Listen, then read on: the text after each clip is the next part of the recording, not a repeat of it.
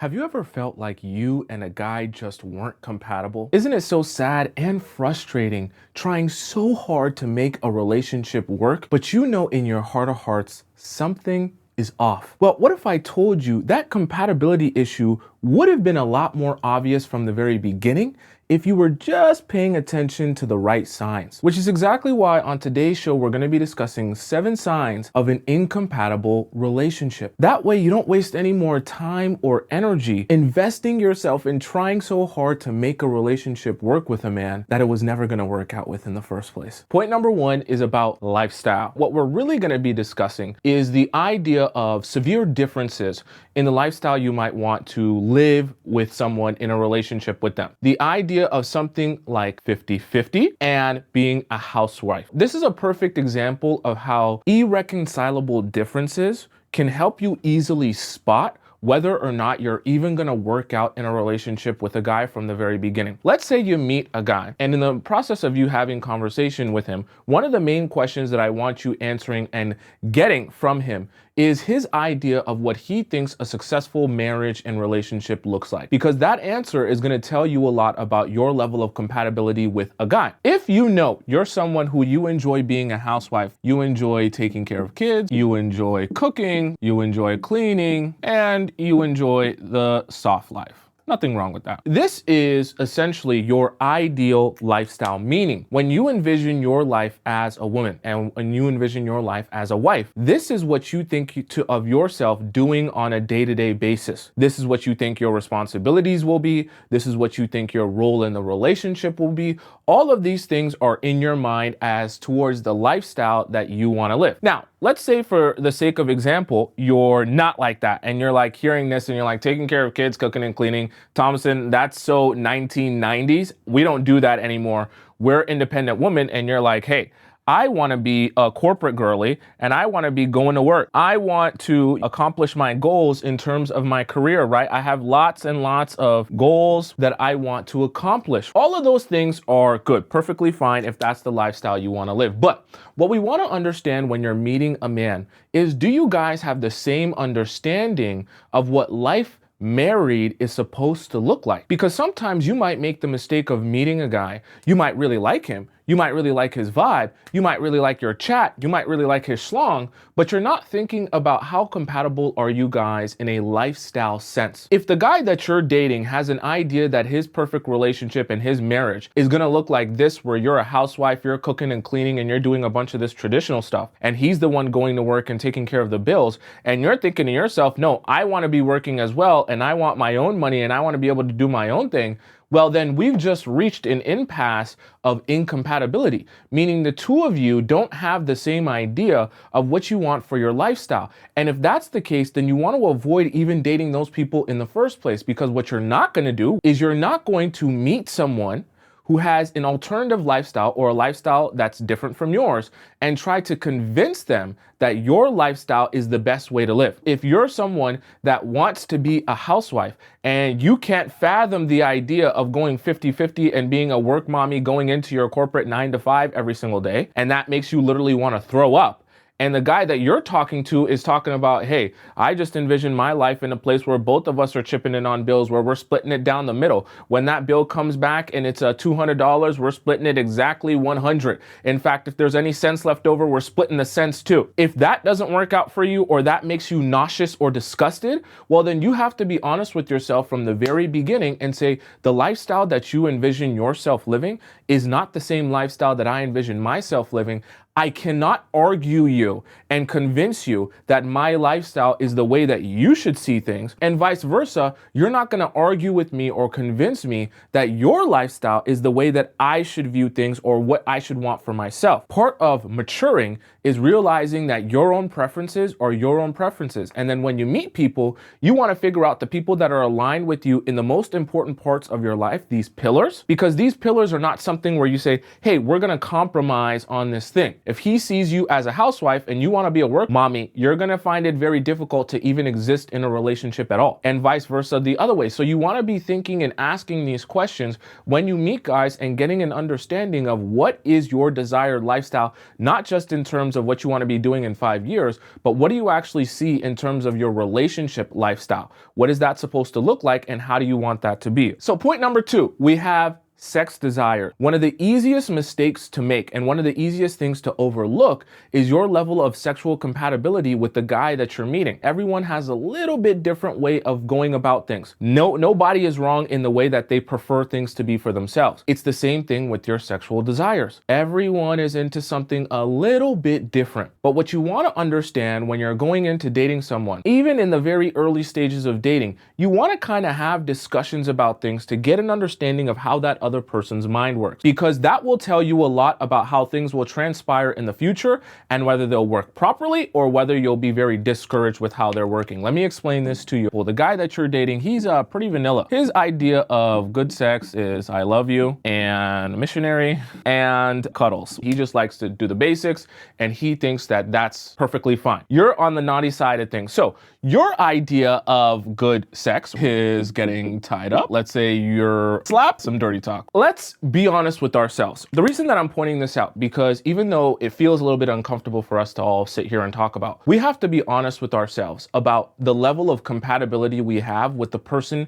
that we're across from at this dinner date. At some point in your relationship, as things are progressing, you're gonna get to a point where this is something that becomes a point of contention, meaning just a point where you have to actually feel out what is working for both of you and what is not working. Is you don't want to spend so much time in your relationship focused on everything else, never discussing this because you're just like, hey, I'm not ready for this, so I'm not even going to talk about it. Then you never get an understanding of your compatibility level or your incompatibility level. Then by the time you finally get down to doing it, only then do you realize that the guy you want to be tied up, choked, spanked, and dirty talked by is actually very vanilla and only into missionary and very, very boring and unstimulating to you. Now you have a very deep conundrum on your hands because you've just spent a lot of months building a relationship with a man that you now are realizing is going to leave you very sexually frustrated because your desires are very different from his. What I want for you in the beginning of your relationship is I want you to be sniffing out through conversation to try and get an understanding of what this guy's desires are, what is he into, and what is he like. You will find yourself very quickly in an incompatible relationship if you don't have these conversations. Now, what do these conversations usually look like? It can be as simple as asking him, what are some of the things you've experienced sexually with your previous partners? Tell me, what's the best sex you've ever had in your life? Describe to me why it's the best sex you've ever had in your life. I know some of you are thinking, Tomisin, I don't like ever hearing about a guy telling me that he's been with other women. I want to imagine in my mind that literally he started existing when I met him and he's never had any experience since before me. That's not smart. You have to ask these questions so that he can start to describe to you his experiences, and then you can get a better idea of what he likes and what he doesn't like. That way you guys can both be on the same page, that by the time you finally do it, you're like, okay, this is my vibe. You're my same vibe. I'm your same vibe. Everyone's actually enjoying this. One of the worst things to happen as well for you is that you get into a position where you realize what he might be into is so different from what you're into. You're spending the entire time sleeping with him, pretending to enjoy this. We cannot have you faking orgasms or pretending to, we're not doing that anymore. You're gonna actually enjoy this. But in order for you to actually enjoy this, we have to make sure you and the guy that you're talking to are actually compatible. Point number 3, let's imagine this. One of the main places you can become incompatible with a guy is the way that you both desire to raise your children. Children are a lot like sponges. Whatever you throw into them, whatever liquid you throw into them, that's exactly what they absorb. For example, if you instill discipline in your children, that is what they will soak up. Toxic behavior, that is what they'll absorb. If you instill selfishness in your children. That is what they'll absorb, and so on and so forth. When it comes to the way that you're going to parent your children, both you and the guy that you're dating, who is hopefully eventually going to be your husband and then the father of your children, should be on the same page about how you're going to do that. Because what can't happen is from one direction, one parent is giving them discipline and then the other parent is giving them laziness. It's going to be very confusing for a child, because they're not going to know what direction to go in. And they might not end up going in either direction, because there needs to be alignment between how you choose to parent your children and how your man chooses to parent your children, so that the both of you can seem like a union whenever you present things to your children. Even when you're young and you're dating, you need to be thinking about the future, because eventually that man's not always going to be your boyfriend forever. And you can find yourself in a very incompatible relationship when you realize that the way your man wants to parent his children is very different from the way that you want to parent your children. This could be something as simple as you say, I don't want to spank my children. And your man says, no, if our children are bad, I want to spank them. Now you need to start thinking to yourself, whoa, whoa, whoa, whoa, whoa, whoa, whoa. Because there is no compromise there of, hey, it's either going to be we spank them or we don't. And you guys have to be aligned in that thought process, because you can't have a situation where you're raising children and then they do something bad and then one of you is like, all right, let's spank him. And then you're like holding him back and you're like, no, don't spank him. Don't spank him. You're not going to do the right thing when it comes to raising your children. Your children will be very confused. They'll be like, am I in trouble? Or are they fighting? Why are they fighting? I'm supposed to be the one that's in trouble. The both of you need to have an understanding of what is discipline for our children. How are we going to raise them? What are the most important things that we want to instill in them? What we want to give them or not give them in order to raise them properly. You might have someone that says, oh, I want to spoil my children. I want to do everything I can for them all the time and give them everything I never had. And then you might have another parent that says, no, I want my children to work for everything. I'm not going to give them anything. I'm not going to hand them anything. I want them to experience what working hard is like to be able to get to their goals so they're more prepared for the future. These are the things you guys have to have a conversation on, because you can easily find yourself in an incompatible relationship if you don't have these conversations early. Number 4 is about cheating. Obviously, we know cheating is morally wrong in a relationship, but what am I really talking about? The cheating I'm referring to is you need to understand from the very early on when you're talking to a guy, what is his definition of cheating? Because this is something that can easily slip through your fingers if you don't address it. You might think to yourself, well, clearly everyone considers cheating bad, but you don't ask yourself a very important question. Well, what is that person's definition of cheating? We all kind of know sleeping with someone who's not your romantic partner is cheating. But what if you're not actually sleeping with the person? What if your definition of cheating is anything sexual, but his definition of cheating is only penetration? Now we have a problem, because you guys are seeing it 2 different ways. Now, what do you think is going to happen down the line in your relationship where things become rocky? And your definition of cheating is doing anything sexual with anyone else, and his definition of cheating is actual penetration with someone else.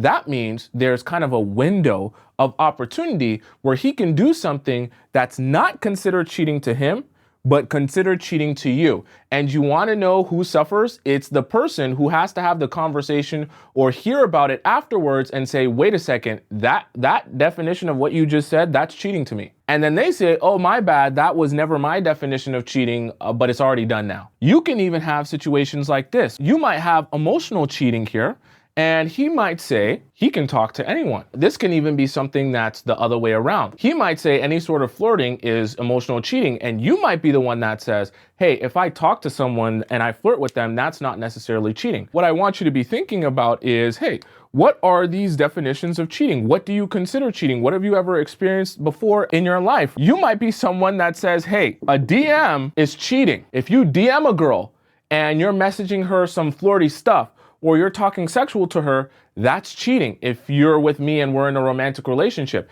he might say, hey, it's just a DM. And the reason I'm saying this is because it sounds silly, But in reality, you're making an assumption going into a relationship thinking that that person's definition of cheating is going to be the exact same as yours. And similar to the other points that I gave, we're all a little bit different. So what you want to do is you want to go on your dates and you want to get an idea, what is that person's definition of cheating? What do they actually think is too far? And what do they think is in that gray area where it's not the worst thing in the world, but it's okay? Okay? Once again, it's not your job to change someone's definition of cheating, but it is your job to understand what their definition is and decide to yourself, does it even make sense for me to be investing myself in a relationship with you? Because sometimes you might meet a guy, you might come across a guy, you might have a conversation with him and start dating him, and only then do you realize that you and him are on two totally different pages about something that is so important. And you might only end up realizing that after it's already been done. Point number 5. Let's say, for the sake of example, you guys live in Iowa. And let's imagine that you and a guy meet in a small bar. And as you guys are having conversation, he tells you, yeah, I'm just tired of living in this small town in Iowa. And it's just, it's depressing to wake up every day. There's barely anyone around. It's all nothing but farmland. I've always had a dream of living in, guess what? Miami. I want to move to Miami so bad, where every day it's sunshines and rainbows and the nightlife and the city life and everyone looks amazing and everyone's beautiful. And you're thinking to yourself, I actually really enjoy Iowa and my family is here and this is where I want to be for the rest of my life. We have a major problem on our hands because this is a grave sign you and a guy are going to be very incompatible. If you guys do not have the same idea of what location you want to be living in the near future, you will find yourself struggling to even continue a relationship after a while. Because what's going to happen is when this guy says, I want to move to Miami, it's not just I want to move to Miami and be there. It's also I want to align myself with that place. I want to look for jobs in that area. I want to align my lifestyle to be able to live in that area. I want to make money to live in this area. Someone's life is being aligned in a particular place. If that place is so gravely far from you and the lifestyle that you live, you have to understand that that person is actually in the process of you growing, and in the process of them growing, you guys are going to be growing apart from each other because this person isn't organizing their life to be able to stay in Iowa. So all the decisions they make, all the choices they make, all the choices they make about your relationship and themselves will be focused on putting themselves here. I'm not just talking about physically, I'm also talking about mentally. And the same thing for you. All the decisions you make, all the choices you make, how you speak, and all the things you do in the relationship will be focused on bringing yourself closer to alignment with your own goal for your own life, which is to stay in Iowa. As you guys are growing in those two different directions, your relationship will become more and more distant. And you're not going to realize where it really stemmed from, but the reality of it is it stemmed from your difference in ideas of where you want to be. Because the location is not just about where you want to be physically, it's also about where you feel your spirit is aligned. Think of it also as a destination spiritually. So the reason I say that is because you want to get an idea, do you and this man have the same destination spiritually? If you find yourself culturally and even in a terms of physical location sense, wanting to live places that are very different and very far apart, then you guys have a difference in places where you want to grow towards. Point number 6 is about attention. As someone is giving you attention, you're also decoding this attention at all points in time. With all forms of attention, there is a decode process that is going on, meaning when someone is giving you this attention, you are in turn decoding that attention and understanding it in the way that you receive the attention, and then deciding to yourself if that attention is worth it to you, if it makes sense to you, if you enjoy it or not. For example, your man might say, hey, the way that I give you attention is when we're on dates, but I got a lot of business to take care of, honey. So while we're on dates, I gotta message this person, I gotta text this, I gotta take a phone call, I gotta talk to people. Hey, I might have to step out, but I'm still present. Yeah, what were you saying? Yeah, we'll go to the place, the Italian place. Yeah, I know you love that place, right? You have to realize very early on in your relationship or situationship, is this man capable of giving me attention in the way that I like to receive attention? Because something that will happen down the line in your relationship is you might get to a point where you realize the way that this man wants to give me attention and how I decode it and receive it is not in a way that is enjoyable for me.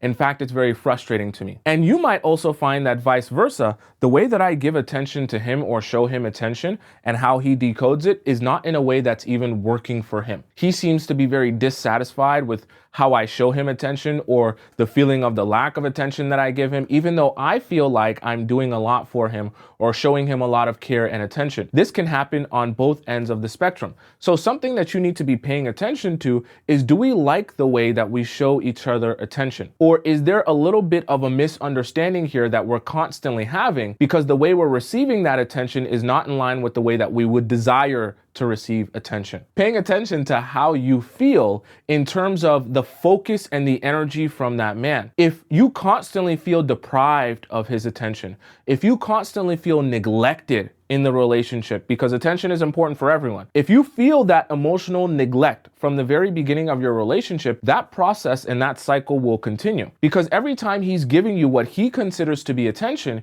you're receiving that as neglect. And he continues to believe that it's working for you or it should work for you, and you're continuing to be more and more frustrated with the situation. And unfortunately, for the most part, even when you try to explain to someone, hey, I feel neglected now, if it's not computing in their mind, if they can't get on the same page with you, you're just going to continue feeling neglected. And that process is just going to spiral out of control and become more and more intense. So pay attention to how you feel very early on about his attention. If you feel very neglected from the very beginning, you will continue to feel neglected. Vice versa, if you feel his focus and you feel his care and you feel his attention and it works for you, that is most likely what will continue to happen, because clearly there's a compatibility here in the way that he's giving you attention and the way that you're receiving that attention and decoding that. Point number 7, you will meet a guy and you'll be like, okay, cool, this guy's single, so I'm assuming he's ready for a relationship. Then in the process of you talking to him and going on dates with him, you realize something kind of unsettling. He talks about his ex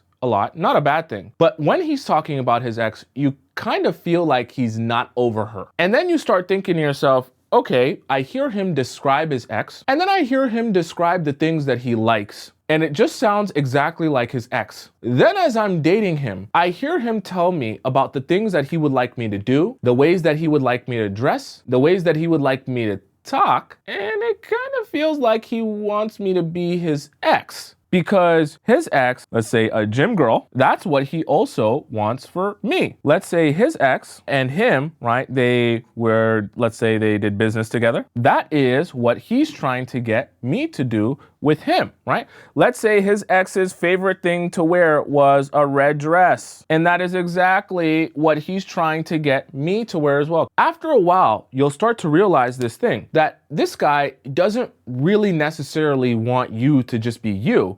He wants you to be like a doll of his ex-girlfriend, that he can essentially dress you up, make you look like, and make you act like the girl who he's no longer with. It sounds very weird, but it actually happens a lot more than you think. And I want you to be paying attention to that, because even though you might start off the relationship thinking, well, that's not so bad, whatever, I want to please my man, so I kind of want to be what he likes. You'll eventually realize you can never actually satisfy him when he's trying to turn you into this girl. Because much like they always say, you can never be the original. You can't out-original the original. Everything that you do, no matter how much you change how you talk, how you walk, where you go, how you dress, you will never be able to turn into someone else. You'll feel very unsatisfied because you'll never feel like he's satisfied, and he'll feel very unsatisfied because you can never be the ex. You'll always just be a dress-up doll of the ex. And I don't want you to be that, but I want you to be paying attention to that when you meet men, if they're trying to just turn you into the ex instead of seeing you for who you are and what you're like. That will become very obvious to you when everything that you do, he's always trying to adjust it or tweak it so that you can be this person instead. Rather than him accepting you or trying to learn and understand who you are, he's trying to say, no, stop doing it this way, do it this way instead, because this is better for you, or this will look better, or this will be better. And everything that you want for yourself is not good. This is actually why it's good to know what the ex is like. Because when you know what the ex is like and you hear him trying to make adjustments for you, it'll be very obvious that the adjustments he's trying to make for you is to make you more like the ex. You would never know that if you didn't ask enough questions about the ex, because you'd just be thinking he's making suggestions based on what he thinks is good or what he thinks is nice.